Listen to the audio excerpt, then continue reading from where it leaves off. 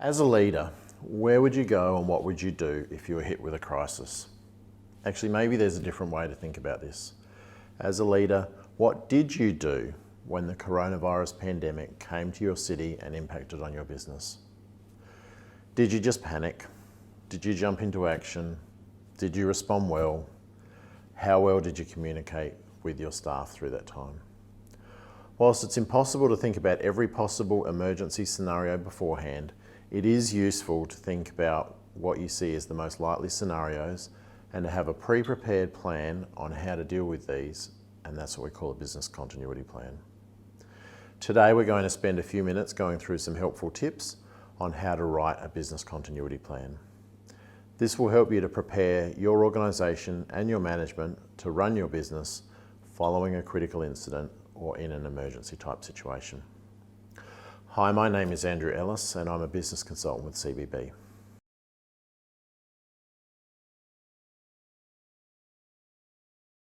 Maybe you already have a business continuity plan, maybe you don't.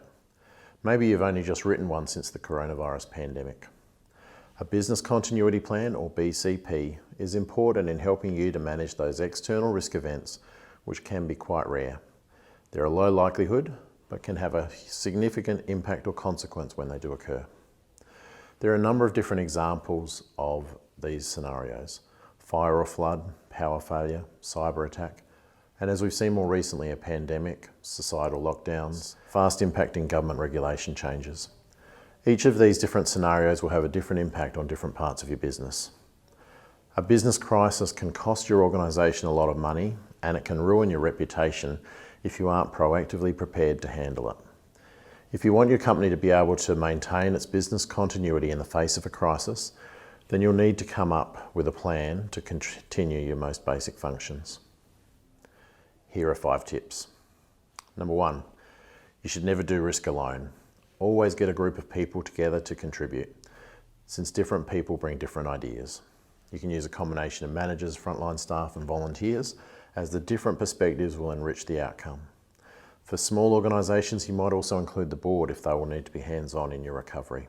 Secondly, you need to identify the different critical functions in your organisation and think about the different risk scenarios or types of threats, so fire, flood, cyber attack, etc. Think about what's potentially possible and how would you need to respond to each situation. You can also think about non-catastrophic events that may affect part of the business, but not your whole business. Whereas some work can be delayed, what are those most important areas where you have to find a way through? How long can you go without delivering services or without access to key systems or resources? This will help you to prioritise which areas need to be recovered or prioritised for continuity first. So for example, staff getting paid. Or with service delivery, how long can you go without doing your normal activities? What about catch-up work if you've stopped operating for several days? How long will it take you to catch up with all the activities that you should have done in that time? And when it comes to data loss, how many days or hours of data could you lose? Thirdly, look at who are your key stakeholders, internal and external, so that there's those who are A, most impacted, B, interested but not impacted, and C, can help you get out of the situation. You should make sure their contact details are in a safe place and included in the plan, and you might even consider some draft communication strategies for those groups.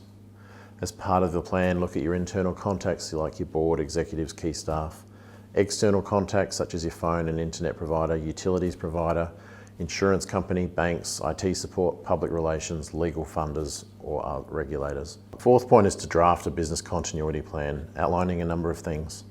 What key activities would you undertake in different risk scenarios that we've spoken about earlier? Who are the key people to contact that we've talked about there already with the stakeholders? Communicating with staff and key stakeholders, what are you going to do there? Proactive strategies to help manage the crisis like backups, new internet connections and so on. Incident response plans, so how do you do a workaround so staff can keep working to deliver your service? Recovery plans, so the priorities and how you get your servers and IT back and running, and how you communicate with customers to get back to normal service delivery.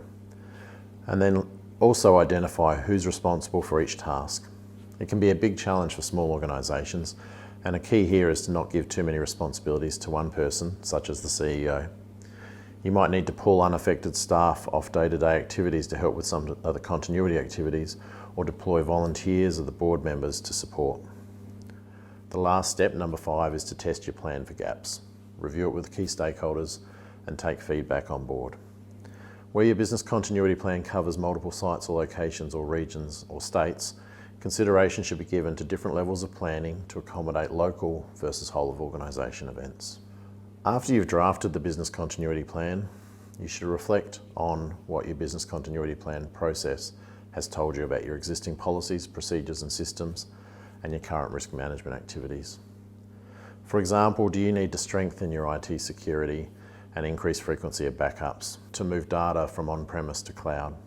Have you got the necessary stakeholder relationships? So for example, would it be worth selecting and briefing a PR firm so you've got someone who can jump into action at short notice? You should ensure that current policies and practice are reducing risk exposure and are consistent with the implementation of your business continuity plan. Also, writing or updating the BCP can lead to discussion on resourcing and budgeting for activities within it. Do staff have access to the equipment and know how to use it so that they can work from home? Do you need to have succession planning and 2IC capacity so that leaders can step up to deal with day-to-day business activities while you're going through the crisis? So here are 5 tips that we've been able to take you through on how to do a business continuity plan and help to make you more resilient when faced with an external or strategic risk of this magnitude. If this video has been helpful, then I suggest that you have a look at our other video on testing and updating your business continuity plan.